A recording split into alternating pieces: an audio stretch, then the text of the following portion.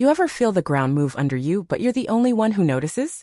That's what it felt like, sitting across from Caroline Voss, VP of Corporate Integration at Whitmore Klein Industries, while she delivered the news like she was reading a weather report. Your position is being eliminated effective immediately, Abigail. It's part of the restructuring following our merger with Sellberg Holdings. Her words floated over the polished oak table, clinical and detached, like she wasn't gutting 10 years of my life in a single breath. I didn't flinch. I didn't give her the satisfaction. Understood, I said, voice steady. Even smiled. Security guards by the door shifted their weight, waiting for a signal that would never come. My name is Abigail Drake. For the past decade, I was the senior strategist at Whitmore Klein in Manchester, Illinois. I built their enterprise client division from scratch. Built it like it was my own damn child, 50-hour weeks, lost weekends, holidays spent on conference calls instead of with family. All for them. And now? 15 minutes. A stapled packet. 2 guards with bored eyes. That's all my loyalty was worth. I stood, gathered my few personal things from my office, a framed photo of my dad, a cracked coffee mug from my first client win, and walked past rows of cubicles that had once felt like a second home. People stared. Some whispered. Some didn't even look up. Cowards. I kept my head high, heels clicking like gunshots on the marble floors. As the glass doors swung closed behind me, the autumn air slapped my face, cold and sharp. It smelled like endings. David, the old security guard, shuffled awkwardly beside me. He had been there as long as I had. His voice cracked when he spoke. I'm sorry, Abby. This ain't right. I put a hand on his arm. It's okay, David. It's just business, right? But inside, I was already bleeding. The drive home was a blur. Manchester streets looked different somehow, colder, narrower, as if the whole town was turning its back on me. At the red light outside my old college campus, it finally hit. 10 years. 10 years of killing myself to make Whitmore Klein a titan in the city. 10 years of missing birthdays, anniversaries, funerals. 10 years spent believing if I just gave enough, bled enough, they'd protect me. But they didn't. Not when Sellberg Holdings slithered in with their promises of efficiency and streamlining. Not when Caroline Voss, with her perfect teeth and dead eyes, decided I was expendable. No, they needed my clients. But they didn't need me anymore. I gripped the steering wheel until my knuckles turned white. They think they've won. They think I'm gone. They have no idea what they just unleashed. I was halfway through unpacking the sad little box of my office life when my phone buzzed. Unknown number. I almost ignored it. But instinct made me answer. Abigail? It's Marcus Baines from Synergen Logistics. I just heard the news. Tell me it isn't true. Marcus, one of my biggest clients. We'd survived 3 market crashes together, 2 acquisitions, and 1 ugly lawsuit. It's true, Marcus, I said, forcing calm. New leadership. New direction. New idiots, he growled. You're the reason we stuck with Whitmore through the Sellberg transition. Without you. He trailed off, but I heard it loud and clear. Without me, they had no reason to stay. And Marcus wasn't the only one. That night, messages flooded in, clients, partners, vendors, all furious, confused, worried. Each call a spark. Each message another log on the fire roaring inside me. By morning, my living room looked like a war room. Laptops open, legal pads scattered, scribbled names and timelines and contract dates. James, my husband, leaned against the doorframe, arms crossed. You're not gonna let this go, are you? I looked up at him, really looked at him, the man who had stood by me through every sleepless night and last-minute flight. They took everything from me, James. My voice broke on the last word. No, he said firmly, crossing the room to lift my chin until I met his gaze. They took your job. They didn't take you. And he was right. I was still here. Still breathing. Still dangerous. Over the next few days, I played it cool. I posted a polite LinkedIn announcement thanking Whitmore Klein for an incredible decade of growth and opportunity. I sent handwritten notes to former colleagues wishing them well. Meanwhile, Caroline Voss began leaking lies to the press. Abigail Drake was let go due to unreasonable salary demands post-merger. Our transition plan ensures no disruption to client services. I laughed when I saw the headlines. They actually believed my relationships could be transferred like files on a hard drive. They had no clue. Because relationships aren't built in boardrooms. They're built at midnight on the phone during a crisis. They're built at funerals, at hospital bedsides, at the exact moment when a client needs more than a spreadsheet, when they need you. And now Whitmore Klein had severed the only connection that had kept those accounts tethered. 3 days after my firing, the first domino fell. I was having coffee on the back porch when my email pinged. Subject line, formal notice of contract termination. Sender, Synergen Logistics, Office of the CEO. I stared at it, heart hammering. Marcus wasn't waiting for my non-compete to expire. He was pulling the plug now. And he wasn't alone. The next few hours were a blur of incoming messages, whispered calls, quiet meetings in back corners of cafes. The machine I had built, piece by piece, hour by hour, over a decade, was collapsing without me. And that's when it hit me. This wasn't just about revenge. This was about reclamation. Taking back what was mine. On my terms. Without compromise. I looked out over the Manchester skyline, the sun setting in a blaze of red behind the old brick buildings. The same city that had watched me build my empire would now watch me burn the old world to the ground. And when I rebuilt, they would never see it coming. There's a moment, after the fall, after the dust settles, when you realize you have nothing left to lose. That moment? It's freedom. It's fire in your veins. For me, it came sitting alone at the kitchen table, staring at the termination notice from Whitmore Klein, the ink already starting to smudge from the condensation off my glass. James had gone to bed hours ago, but sleep felt like a foreign concept. My mind wouldn't stop spinning. I saw it all so clearly now, the quiet betrayal, the way they had planned it for months. Stripping me of my clients, my legacy, while smiling to my face. They thought the non-compete would trap me, keep me in chains for a year while they picked over the bones of what I built. They were wrong.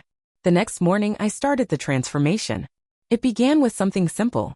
I walked into the guest bedroom, the one we always said we'd turn into a nursery someday, and gutted it. Every piece of furniture, every dusty dream, out on the curb. In its place, a clean white desk. A new laptop.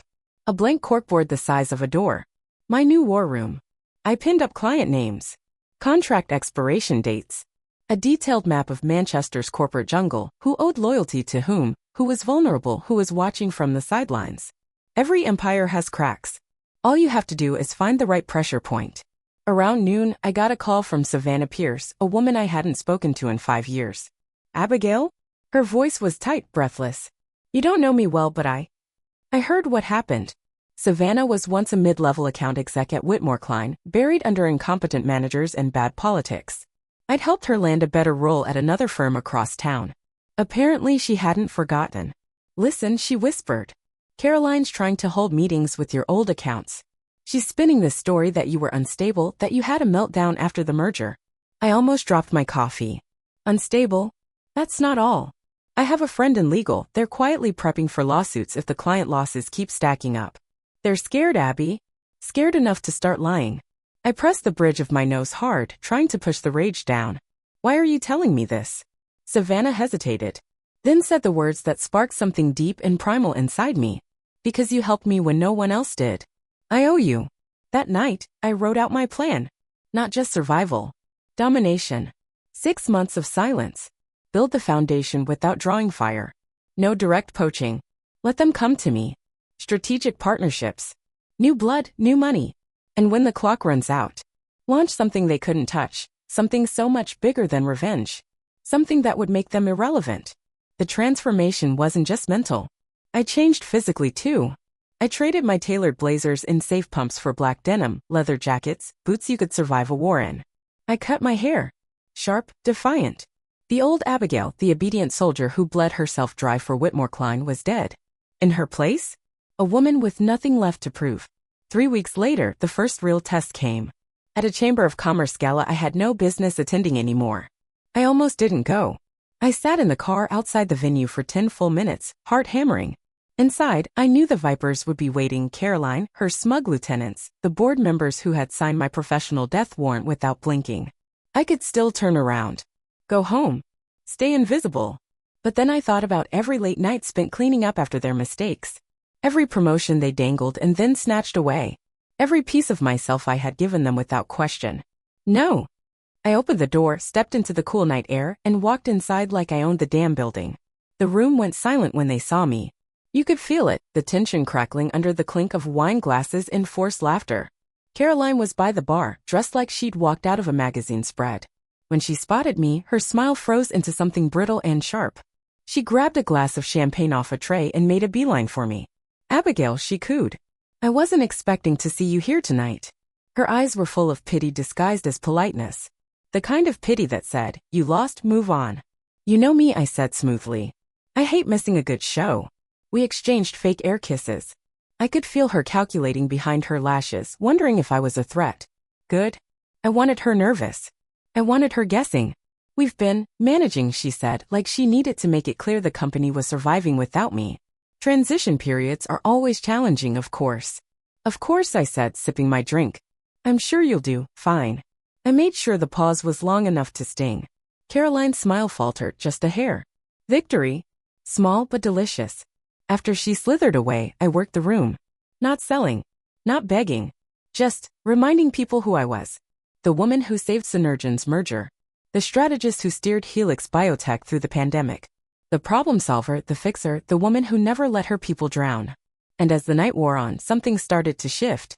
Quiet nods. Hands on my arm. Hushed conversations by the bathrooms. Whispers. Are you planning anything? Wherever you land, let us know.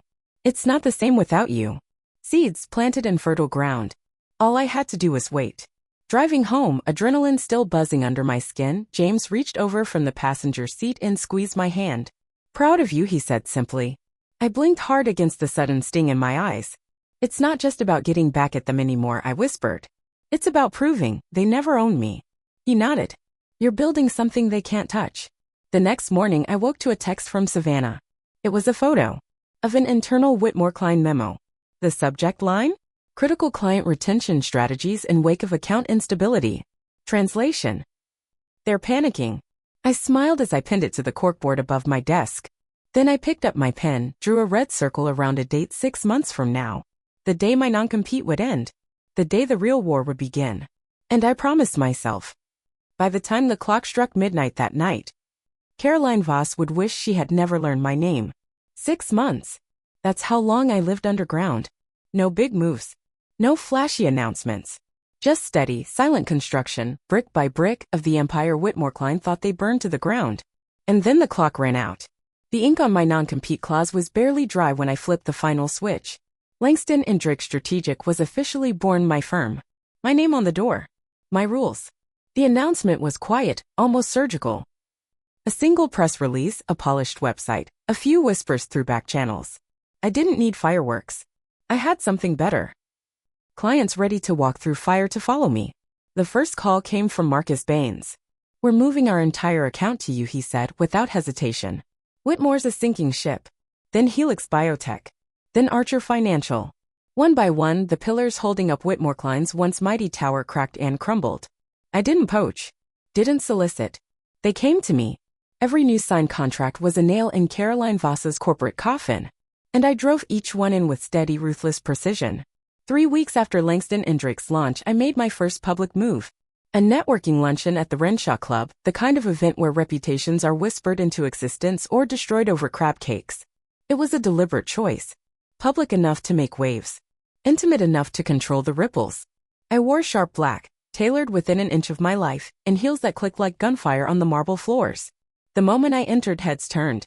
I wasn't the ghost of Abigail Drake anymore. I was something new. Something dangerous. And Caroline? Caroline was there too.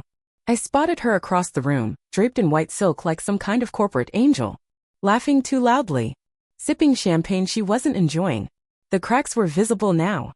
She caught sight of me, and for a second, just a flicker, her mask slipped. Fear. Pure, unfiltered fear. Good. I could work with that. I didn't approach her directly. Not yet. I worked the room instead. First Harold Wexler, CEO of Wexler Freight, former Whitmore client, now quietly finalizing a switch to me. Then Denise Holloway, a board member's wife, influential in all the ways that actually mattered. We've been hearing things, Denise murmured over wine. Rumors about Whitmore. Instability. You, on the other hand, seem to be thriving. I smiled politely, said nothing. Let the rumors work for me. Later, as dessert was being served, Caroline finally cornered me by the terrace. She wore that brittle panic smile again. The one sharks flash right before they realize they're bleeding. Abigail, she said, voice too sweet. How wonderful to see you here. I leaned on the railing, enjoying the evening breeze. And you, Caroline? How's the restructuring going? Her eye twitched. Just a tiny spasm. But I saw it. You've been busy, she said carefully. New firm. New clients. Quite ambitious. Ambition's a beautiful thing, I said lightly, when it's backed by substance. She took a deep breath, trying to steady herself. Look, Abigail. We don't have to be enemies. I turned to face her fully. Oh? What are we then? Competitors, she said quickly. And competition is healthy. I tilted my head, studying her. You didn't think of me as competition 6 months ago. You thought I was disposable. The words hung heavy between us. Her facade cracked further. Mistakes were made, she admitted, voice low. But it's not too late to collaborate. She smiled. Desperate. Fake. Imagine it, your client portfolio, our infrastructure. We could. Stop. I cut her off, voice sharp as a blade. You don't get to rewrite history, Caroline. Not now. Not when you're cornered. She flushed deep red. You're making a mistake, she hissed. You can't survive without backing. Without structure. I leaned in, dropping my voice to a whisper only she could hear. Watch me. Then I smiled, turned on my heel, and left her standing there, trembling with rage she couldn't afford to show. The next morning, the first formal lawsuit hit Whitmore Klein. Breach of contract. Filed by Archer Financial. Citing gross mismanagement post-merger. It was only the beginning. By noon, whispers were swirling all over Manchester's business sector. Langston Drake wasn't just rising. We were bleeding Whitmore dry. And Caroline knew it. But the real blow came 2 days later. Vivian Marks, Whitmore's golden client, their crown jewel, reached out to me. Private lunch. No staff. No publicists. Just 2 women who knew the value of discretion. Vivian looked me dead in the eye over coffee. I want out, she said bluntly. But I need help doing it clean. I can help, I said slowly, heart pounding. In exchange, she said, sliding a folder across the table, you'll want to see this. Inside. Emails. Internal memos. Proof that Whitmore Klein's leadership had knowingly lied to clients during the merger transition. Falsified reports. Buried losses. Corporate fraud. Plain as day. This got out. Whitmore wouldn't just lose clients. They'd burn. And for the first time, standing there with the future in my hands, a sliver of doubt crept in. Was this too far? Was I becoming the thing I hated? I drove home in silence, the folder heavy on the seat beside me. James was waiting in the living room, grading papers, when I walked in. He looked up immediately, saw the storm on my face. Bad day. I dropped the folder on the table between us. I have enough here to kill them completely, I said, voice hollow. He flipped through a few pages, eyebrows rising. You could leak this anonymously, he said carefully. It'd never come back to you. It's not about getting caught, I snapped. He said nothing. Just waited. Patient. Steady. It's about who I want to be when this is over, I whispered. The revenge was right there. Gift wrapped. Begging me to take it. But at what cost? Who would I be if I crossed this line? The choice loomed ahead of me, dark and dizzying. Destroy them completely. Or beat them by being better. One path was fast, vicious, absolute. The other? Harder. Slower. But maybe, just maybe, more powerful in the end. I closed my eyes, breathing through the chaos inside me. 'Cause either way, the war wasn't over. Not yet. And whichever path I chose, Caroline Voss was about to feel the full force of everything she thought she'd destroyed. The folder sat on my kitchen table like a loaded gun. Inside it, proof of fraud. Proof that Caroline Voss and the board at Whitmore Klein had lied, cheated, and bled their own clients dry. All while smiling for the quarterly reports. A single leak and it would be over. Caroline would fall. Whitmore would collapse. All I had to do was pull the trigger. I barely slept that night. James tried to talk me through it, his calm, patient voice anchoring me while my mind raced in circles. You have the right to do it, he said simply. After everything they did to you, no one would blame you. But that wasn't the point. It wasn't about what people would say. It was about who I would see in the mirror afterward. Would I still recognize myself if I took the easy, bloody path? Or would I become just another predator in a suit? At dawn, I made my decision. I wasn't going to destroy Whitmore Klein by stooping to their level. I was going to beat them the way they never could have anticipated. By surviving. By thriving. By showing the world exactly what they lost. The next morning, I met with Vivian Marks again. I slid the folder back across the table without opening it. Thank you, I said. But I'm not going to use it. Vivian's eyes widened. Abigail, this could end them. No, I said, voice steady. they'll end themselves. They already are. Because the truth is, you can't fake loyalty. You can't manufacture trust. And when you build an empire on fear and lies, eventually it eats itself alive. All I had to do was stay standing when the dust cleared. That same day, I moved forward with the final phase of my plan. Langston and Drake went public with our first major campaign. Business reimagined. Not flashy. Not petty. It was everything Whitmore wasn't. Smart. Ethical. Client-centered. Our tagline said it all. We don't just manage accounts. We build legacies. And the city of Manchester, the same city that once looked the other way while Whitmore devoured everything in sight, responded. By the end of the week, we had 8 new clients. By the end of the month, 15. Every one of them a brick ripped from Whitmore's foundation. And Caroline? She was unraveling. I heard it everywhere at events, from whispers on the street. Caroline snapping at board meetings. Caroline losing her temper at client dinners. Caroline offering desperate discounts, slashing rates, trying to plug the bleeding holes. But it was too late.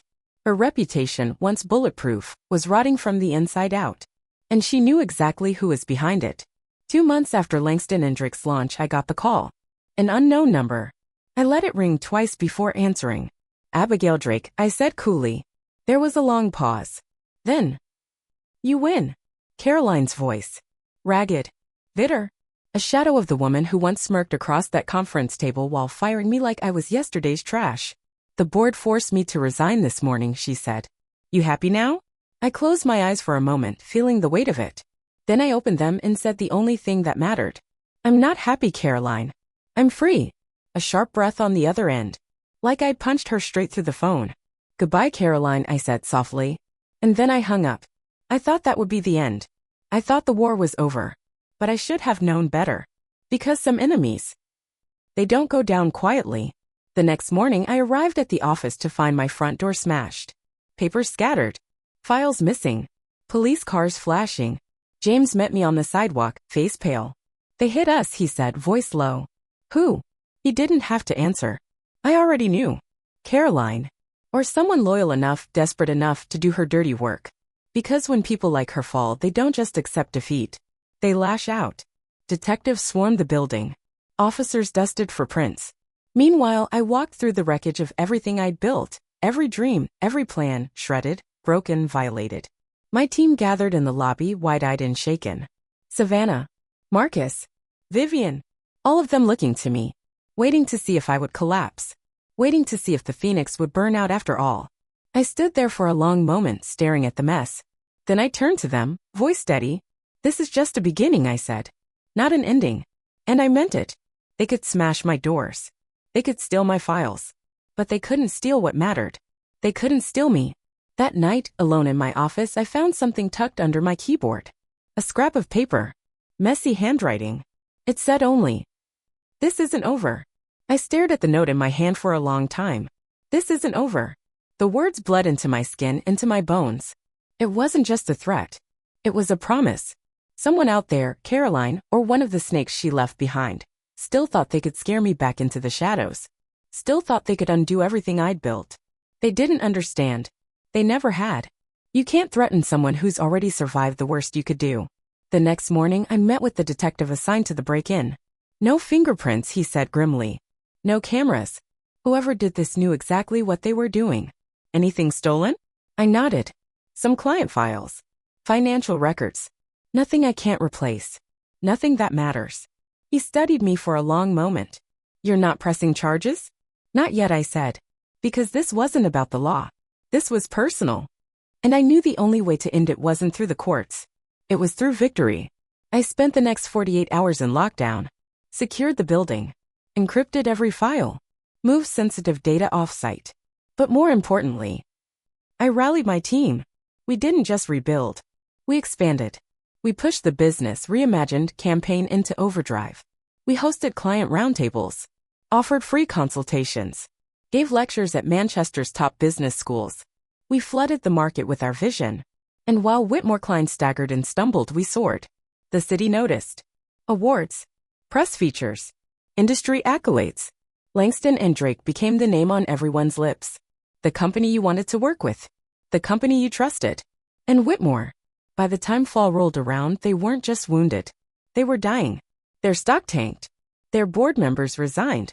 Their flagship clients, the ones I'd once nurtured, officially terminated their contracts. The once mighty Whitmore Klein was now a cautionary tale. And Caroline Voss? Gone. Vanished into some corporate exile. Another executive casualty swallowed up by her own greed. 6 months later, I was sitting in my new office, 10 floors higher than the first, when Savannah burst in. "You need to see this," she gasped, waving her phone. I took it. A headline blared across the screen. Whitmore Klein acquired in hostile takeover. Assets to be liquidated. I leaned back in my chair, heart pounding with a strange, quiet calm. Not joy. Not gloating. Something deeper. Closure. That night, I stood alone on the balcony outside my office. Manchester's skyline glittered around me, steel and glass and possibility. Everything Whitmore tried to destroy still lived inside me. Stronger. Sharper. Unbreakable. They had thrown me away like trash. And I had risen like a storm they couldn't control. As I watched the city lights flicker below, my phone buzzed with a message from an unknown number. No threat this time. Just one line.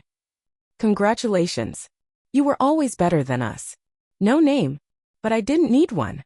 I knew it was Caroline. Somewhere she was watching the empire she built on sand crumble into dust. And somewhere deep inside she understood. She hadn't destroyed me. She had unleashed me. I slipped the phone into my pocket, breathed deep, and walked back inside into the life I built with my own 2 hands. Not out of revenge. Not out of rage. But out of something far, far more powerful. Resilience. Because in the end, the best revenge isn't destruction. It's survival. It's thriving. It's standing tall where they swore you'd never rise again. And when they tell my story, it won't be about the day they fired me. It'll be about the day I set myself free.